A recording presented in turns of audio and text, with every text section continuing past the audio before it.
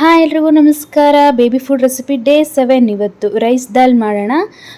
ಇದಂತೂ ಎಷ್ಟು ಈಸಿಯಾಗಿ ಆಗುತ್ತೆ ಅಷ್ಟು ಹೆಲ್ತಿ ಮತ್ತು ತುಂಬ ಟೇಸ್ಟಿಯಾಗಿರುತ್ತೆ. ದೊಡ್ಡೋರು ಕೂಡ ತಿನ್ಬೋದು, ಅಷ್ಟು ಟೇಸ್ಟಿಯಾಗಿರುತ್ತೆ.